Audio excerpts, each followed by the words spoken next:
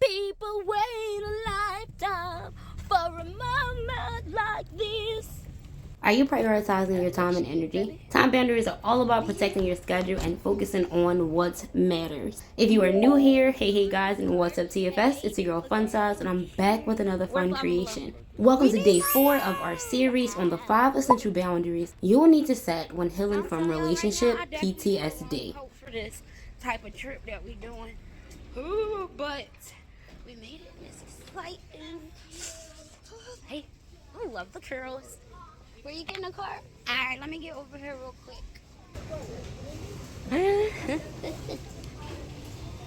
Oh, where's Daddy? Here's Daddy coming. So, the idea is to find some things that will help us get this stuff for decorating together. Later on in the video, I'm going to give you guys some tips to help you communicate your time boundaries effectively. But if you want to dive deeper into setting boundaries, go ahead and grab yourself a copy of my book, The ABCs to Having Self Boundaries, and join the conversation in my Facebook group, Self Boundaries, The Academy. I'll be sure to drop the links in the description box below. You getting your toys and stuff out the way for the kids you adopted? No, that's for us to play. That's for us to play?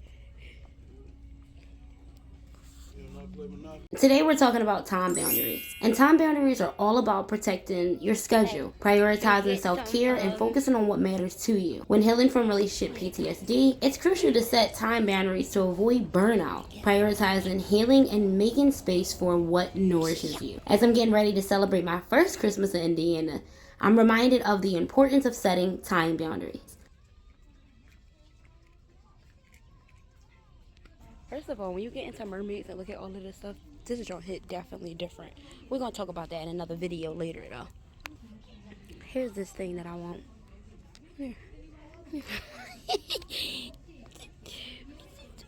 So now we have to go find Daddy. Oh, oh. Child, of course I will get stuck in a plushie aisle. There he is. Look how cute this plushie is. My husband and I are expected to spend the holidays with our adopted families, and we are so excited to make time for what matters the most: love, connection, and giving back. As a photographer, I'm planning to capture some special moments with our families, and we're also going to shop for Christmas gifts for them. It's a beautiful way to give back and prioritize our values. Tall like that? Yeah, so it's more than no. Why? That's too big for the house. Yes, it is. That's too big for the house. So There's only this one right here left. That one's big enough. That's perfect. I'm also excited to share some of my favorite photos from our holiday season on my social media channel, so make sure to follow me for some holiday inspiration.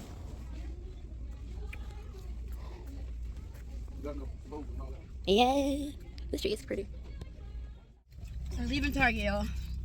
I didn't get no footage of us at the register, but she was in there stealing. Can you turn that down so I can get Saw the copyright? Christmas tree out of Target. No. Anyway, so Daddy at the register, and we trying to figure out what's going on, and he decided to take it upon himself to say in his mind, "I hope she don't grab that tree underneath the cart." In other words, he had already mapped out in his mind what he was doing. Nonetheless, that was our adventure of going out to experiment with these little stores today for Christmas shopping. We did get our tree. Nonetheless, that was the mission accomplished. I'm gonna wait till I get back in the house where we got better. We got a stolen tree. Can you stop saying that on camera? I'm gonna wait till we get in the house so I can talk to y'all with some better lighting. She stole the tree. And I'm gonna show y'all the tree he's talking about. Alright, y'all, so we back in the house real quick, and it's about to be real fast in this video. Currently, a lot of the stuff is inside of the living room, but here's some of the bags that we already got with everything, including all the stuff that we got for Duda. So, I'm going to separate everything. Well, Daddy's currently separating everything. And then, I'm going to show y'all everything that we got individually so y'all can see how cute little baby about to look. Oh, and we also got stuff for all of the other children as well. But Daddy's going to explain what he likes to do over the holidays so you know what's going on. So, I'm currently doing my scratch-offs. But, yes. Look at all Duda stuff. I'll probably go through everything individually later, but this is yeah. Alright, I'll give the video as they go in the boxes then. My fat self had to take a break. I'm gonna have this mashed bowl. This is what we got. What's the boxes? Still got this to wrap. Still boxes in the living room. But it's coming together, right, Daddy? Say it again for the camera. I did a what? You doing a lot of work. A lot of work. A lot of work. If you made it to this part of the video, be sure to drop me the camera emoji down below so we can be sure to get better acquainted in another video. As we're taking time to wrap these presents, it has me thinking about my book, The ABCs of Having Self Boundaries, and the letter T actually stands for time.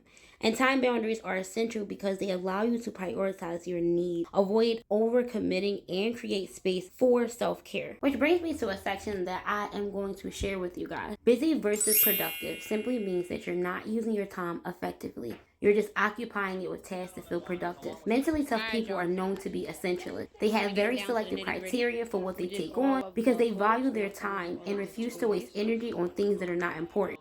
Daddy, how you feeling? Tired. Right now, what we about to do?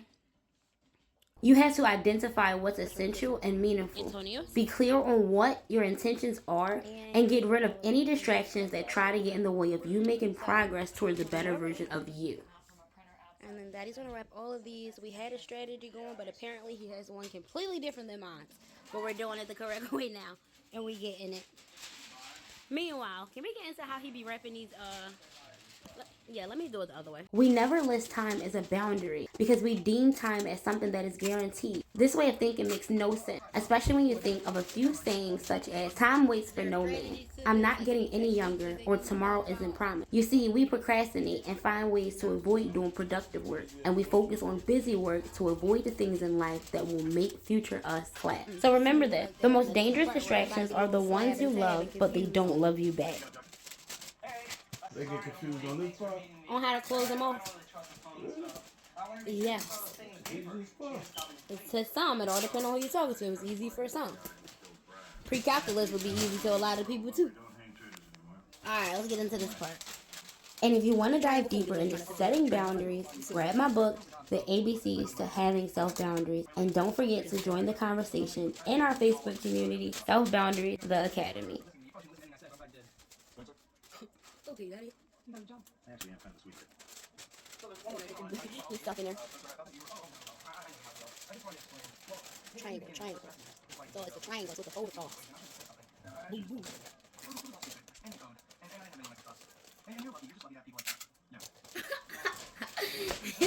He's showing off.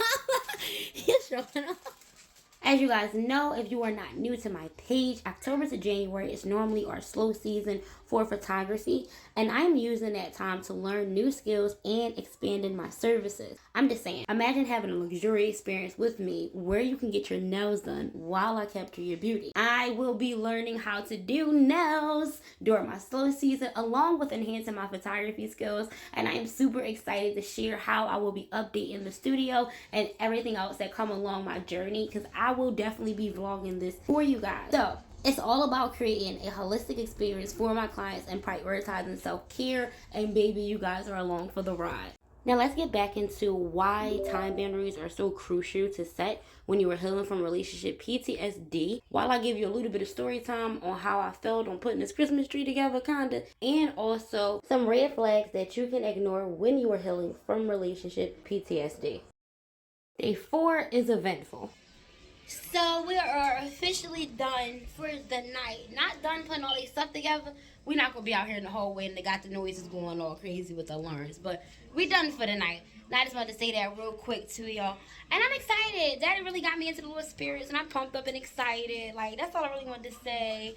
I got high spirits. And plus I got a little glow in this hallway with this light. But neither here nor there. So later on, when he get off of work, we're going to finish doing the decoration and all the other stuff. I'll probably sneak around and do some other stuff too to give y'all some behind the scenes of that. However, for now, this is where I'm just going to knock off the video on what's going on and how everything is going about, because Daddy's tired, I need to take a nap before work, and I need to make sure I get my behind together too so I can get some energy to get this stuff done while he's not here. Got your pictures?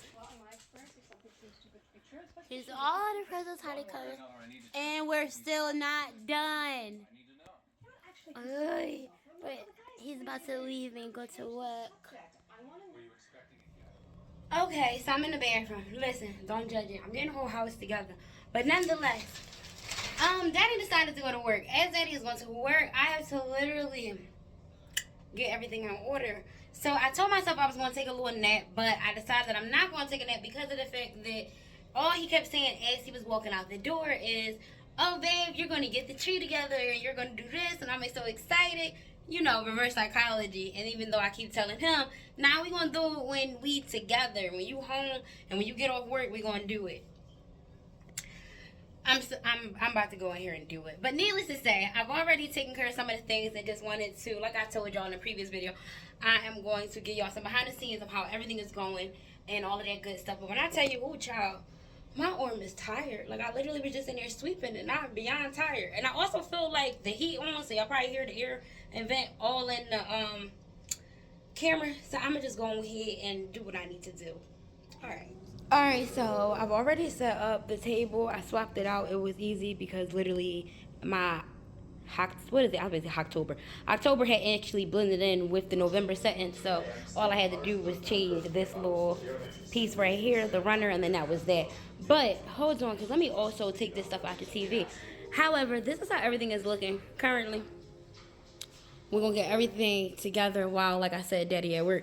And we're going to see how that's going to come out. But I just wanted to do a quick little 360 to get everything on camera so I can do the before and afters. Okay, yay. Okay, so as you all know, it is time for me to put up the Christmas tree to surprise the hubby while he's taking his work break. So we are going to be going over literally a bit of story time on how I was putting our Christmas tree together, but I still was missing a piece of it. Do not ask me how, when, where, or why. But I done put part A and B already together, not realizing that I don't even have C. So me and this tree is the same height, and I'm wondering what is going on. And it didn't even dawn on me until he got home and walked through the door and was like, well, baby, what the hell happened to the rest of this $85 tree? Man, when I tell you I was beyond getting frustrated, but then, like I said, my husband came home, he fixed it. A simple act, but it showed me that sometimes you just need to prioritize your own time and energy, and don't be afraid to ask for help, and don't be afraid to take a step back, especially when it comes to your time boundaries when healing from relationship PTSD. Because when I tell you guys that I genuinely was, in my mind, you couldn't tell me this tree wasn't together. I done already put the lights on it, I done put the balls on it, I done did the ornaments to the point where I done put everything together from scratch in my mind. He is coming home to excitement and I am flourishing as a wife of the year. Wrong. Wrong. To a certain extent, though. We're not going to do too much, but to a certain extent. However, we're going to jump into some red flags that we need to be ignoring as well when we are healing from relationship PTSD. Oh, and do not forget that we are still going over the 5 tips that you can use to communicate your time boundaries effectively later on in the video. Okay, so the tree is coming together. Better view for us. I'm just talking because I like the light in the bathroom, but hold up. Oh, gotta flip the screen. This is where we gotten so far with it. What we thinking? What we thinking? Okay. Yes. It's coming together. It's coming together. Table and everything's still there. This is the update. We didn't really do much. We've been doing much. This damn video, you're going to see the time lapse if I already put it in here. But however, we've been doing hella much and everything is coming together. The tree looks, trust the progress is what it looks like. Trust the progress. And I just wanted to update y'all with that. But yes, trust the progress. Now, let's go over 3 tips that we can use when we are trying to heal from relationship PTSD. Number 3, people who don't respect your time boundaries. Huge red flag. Ignore it, okay? 2, those who pressure you to rush your healing process. Red flag, red flag, red flag. Ignore it, ignore them, walk away. Don't have time for it. Not doing that. And number 1, anyone who makes you feel guilty for prioritizing yourself is definitely a red flag and something that you need not to ignore. Now that I think about it, 3 things you need to ignore to a certain extent when healing from relationship PTSD. I like that a lot better. No, I just did all of this stuff. You don't like me yet? Thank you, babe. I love it. Oh, it's so pretty. But can we... What? I've been working for the last 3 hours on this.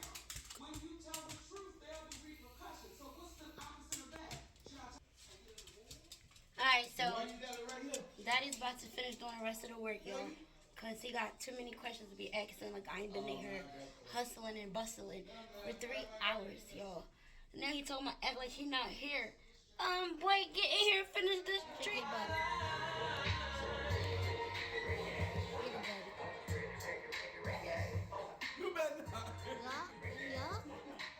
Pretty Ricky close the door. In conclusion, TFS, when it comes to time boundaries, setting them is essential for prioritizing your needs and focusing on what matters the most. Setting time boundaries can be tough, especially when others don't respect them, but make sure you set those consequences behind those boundaries that you are giving out. Remember, your time is valuable, and it's okay to prioritize yourself. It's actually a necessity, and you need to start doing it because 2025. About to be 2026. This video was in 2024. I'm just saying, time is ticking and the only one slipping is you. Don't be afraid to say no as a complete answer, and do not be afraid to set limits with others, okay? All right, definitely dive into our Facebook group, Self Boundaries Theory Academy, where we talk more on the subject of people pleasing. There's literally a 4-week course that we go through that literally helps you getting over the idea that you are a people pleaser.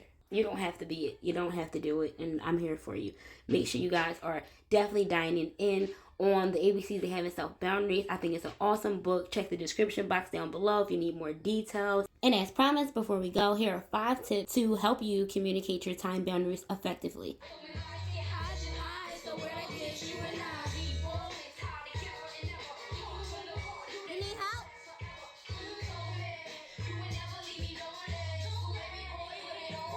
Big old booty, baby. That ass booty. Hey! Now that look like $85.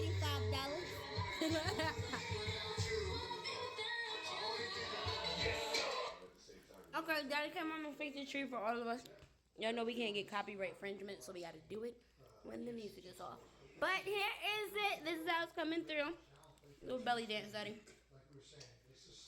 There are 5 tips to help you communicate your time boundaries effectively. 5, be clear about your priorities and schedule. 4, just like our last name, practice saying no to commitments that drain you. 3, set boundaries around your alone time and self-care activities. 2, communicate your availability and limits to others. And last but not least, number 1, learn to delegate tasks or ask for help when needed. As a reminder, if you want to dive deeper into setting boundaries, grab that book, The ABCs of Having Self Boundaries, and join the conversation in our Facebook group, Self Boundaries, the Academy. Later for now, guys, be you, do you, be true, but more importantly, remember, learn to love yourself before trying to love someone else. Stay tuned for our next mini vlog as we dive into self-care boundaries and close out for our final day.